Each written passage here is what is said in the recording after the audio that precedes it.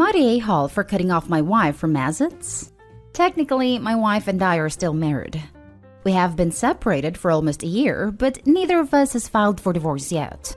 Last spring, when COVID first got bad, both of my adult children lost their jobs and couldn't make rent. So I offered for them to stay with us until they got back on their feet. This caused a lot of stress for everyone involved. I work 45 to 50 hours a week in a manufacturing job, while my wife has not worked in nearly a decade. This was completely her choice, as she has never liked working. Who does? And she wanted to pursue making income on Etsy and other similar sites.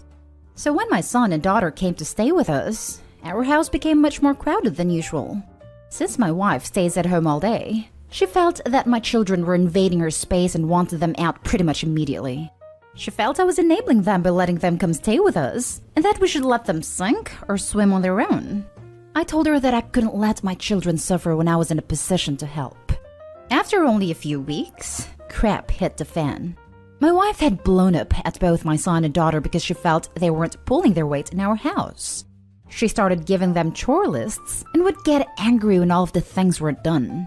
My kids were both looking for work and dealing with employment offices, and doing housework took a backseat to those things. Rightfully so in my mind. I came home from work one day to my wife screaming like a banshee at my son. When I walked in, my wife immediately turned her ire on me and told me that if I didn't kick my kids out right away, then she was leaving. So I told her my kids were staying, and she packed her stuff and called her sister to pick her up. Wife also doesn't drive. Since then, we have barely spoken. She won't answer my calls and will respond to pretty much every text with, "Unless your kids are gone, we have nothing to talk about." Mind you, my daughter moved out during the winter after finding a new job, and my son has been working part-time for 6 months while looking for full-time work and saving money to move out. My wife didn't even tell me when her dad passed away earlier this year. I had to find out on Facebook. When I tried to call her, she wouldn't answer and ignored all my texts too. Since it has become painfully obvious to me that this relationship is over, I decided to finally file for divorce.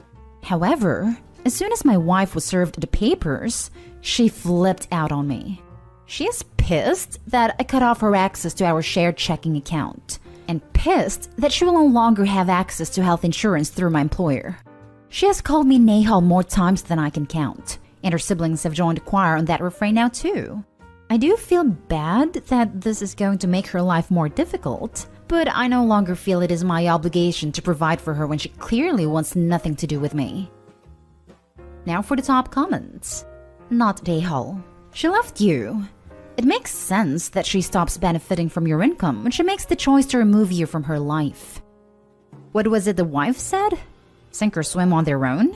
Guess now she can show them how it's done.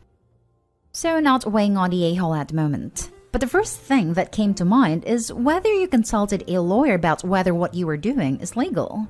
Because if you've only just filed for divorce, but it isn't settled yet, then presumably the separation of marital assets hasn't been established in court yet. So unilaterally, cutting off access to accounts seems like something you should run by a lawyer. And I mean an actual lawyer, not like r/legal advice. It probably isn't legal to cut her off from a joint account, even assuming the bank would allow it to happen without permission from both account holders. However, there is nothing to stop him from transferring his direct deposits or checks from his work to another account or bank, assuming that this is under US law. Not a-hole, but you should know that depending on how long you were married, you might owe her a division of that account and ongoing alimony since she was financially dependent for so long. Everyone sucks here. You need to go through the proper steps for a divorce. Can't just unilaterally decide to take away her access to shared assets. She's an a-hole for trying to kick out your kids. Though I'm wondering if she was the one who was having to do all the extra cooking and cleaning you claim they were too busy to do. Now for the next story. Am I the a-hole for saying things my wife gives our infant in front of our child's doctor? My wife and I have a 2-month-old daughter. For the past month, she's been feeding our baby mashed potatoes, applesauce, sweet tea, assorted fruit juices, and other things. The last time we went to the doctor, our pediatrician told us not to give her anything but formula until she was between 4 to 6 months old. My wife does not care and says she knows best for our child and our doctor isn't a parent. Our daughter is always constipated and screams for hours at night that my wife says is colic. I've asked her numerous times to stop feeding our infant table food and go back to giving her formula. She's only feeding her 1 or 2 bottles of formula while I'm at work. The other morning, she was cooking scrambled eggs and oatmeal, and I was off work, so I started to make our daughter a bottle and feed her. And she stopped me and told me not to fill her up with that, and she wanted her to eat her oatmeal first. I fed her the bottle anyway after a huge argument. Well, baby had a doctor's appointment, and my wife was talking about colic and screaming fits. And when the doctor asked what she was feeding her, she only said formula, nothing else. I was angry because she lied and told the pediatrician every single thing that she had been giving her. And the doctor strongly recommended her to stop, and that she was causing stomach upset, and more than likely the reason for all her stomach issues. Instead of being apologetic for this, my wife is mad at me and told me I ratted her out to the doctor, and that she doesn't have to listen to her, and that is only a recommendation, and that I made her look like a bad parent. I tell her what a selfish little twat she was being, and now she wants me to go stay with my parents until she forgives me and asks me to come home. Am I the a-hole here? Maybe I shouldn't have flown mad at her and said some things I did. Maybe I should apologize to my wife. Not the a-hole. What your wife is doing to your daughter can cause long-term damage to her digestive system. Not giving her formula can also contribute to her losing weight and not growing. I would suggest you talk to your pediatrician away from your wife for her to get a full picture. It's abuse. Edit. Because this is at the top, OP, I urge you to supervise every feeding. Your daughter can choke to death having food. She's not ready for anything but milk. This is extremely serious. I would take your wife up on staying with your parents. Take the baby too, because your wife is being reckless and dangerous with her.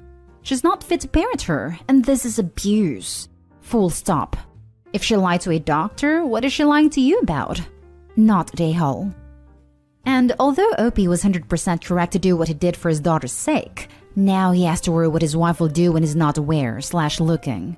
This is bad news, because wife has decided to double down on her poor judgments by being angry with Opie.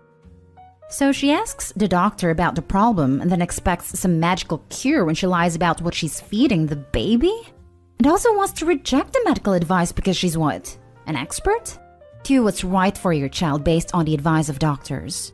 Your wife sounds way off base on this one. Not the a-hole. Added to add, your wife knows she's wrong. Saying you ratted her out is telling to me. Not sure why she's putting the health of your child at risk to be the obstinate parent. She lies about what she's feeding the baby. I can kind of see her messed up logic. She's sure that the doctor is wrong about feeding baby only formula. If she tells the truth, the doctor will tell her to stop feeding the baby adult food. If she lies, the doctor will have to find the real reason the baby is hurting. She's betting her child's life on her being right and the doctor being wrong. Not the a-hole, but something is going on with your wife. Your doctor is absolutely right your daughter can't digest the food she has been given. Not only can it cause damage, but your daughter is literally screaming in pain from trying to digest it. I'm not a psychologist, but I have had a baby before. The first months postpartum are very hard, and sometimes postpartum depression comes out in many ways. Paranoia, thinking everyone is out to get you and your baby. Rage at feeling that anyone else knows more than you, and other strange thoughts. The fact that your wife is lying to the doctor, knowing your daughter's pain and constipation is coming from being fed table food and juice, is alarming. I would try and talk to her about why she thinks the food is better for the baby. Does she have something against formula? But I also think she needs someone to talk to and sort out her feelings to see if postpartum depression is something she's struggling with and how to help right away. Next story is titled, Am I the a-hole for telling my boyfriend it's his fault he got into an accident? My boyfriend is a very aggressive driver. Whenever we're on the road, he's always bragging about how he's able to outmaneuver the traffic ahead. And just how does he achieve this? By driving very radically and cutting in front of other drivers, or swerving across 4 lanes at once without signaling, or taking random, unnecessary, bumpy shortcut roads that save 2 minutes at most. There's been so many close calls, especially at night, that I prefer to just shut my eyes and grip the door handle for most of the journey because his driving makes me so anxious. It's worth noting that he doesn't necessarily speed, so the close calls would have been minor scrapes due to him cutting in people's lanes if they had happened. So he's not putting our lives in danger, just the car at risk of some very avoidable fender benders. I've complained about it so many times, and he says that the way he drives is necessary because there's always crazy traffic, so it's either drive like that or crawl. So tonight, he was driving and there was some traffic as usual, but our turn was coming up on the right, so I expected him to just wait in the lane we were in. Instead, he swerved across a few lanes just to inch a little further and a little quicker and then swerved back into the lane we were supposed to be in to make the turn, all in the space of a few minutes. While doing this, another car bumped into him and chipped the paint on his car, but there was no dent. He was livid and blaming the driver, but the driver wasn't having it since he was clearly at fault. He expected me to back him up, but I didn't say a word the whole time because I was very irritated myself. I had told him to just be patient, but as usual, he didn't listen. I waited in the car while he settled with the other driver, and when he got back, he was upset with me for not having his back. I told him that the other driver wasn't at fault, and he should have just waited. He said that the only reason we were out tonight was because I wanted to pick something up. So I was being extremely ungrateful since he was doing me a favor, and this wouldn't have happened if we weren't on the road tonight because of me. To which I said, it wouldn't have happened if you weren't driving like a freaking lunatic. We rode back home in silence, and he hasn't spoken to me since. Am I the a-hole? Now for the top comments. He isn't putting lives in danger. He absolutely freaking is. He's putting the lives of every single person on the road, including pedestrians on the sidewalk, in danger. Edit. I didn't give judgment on this.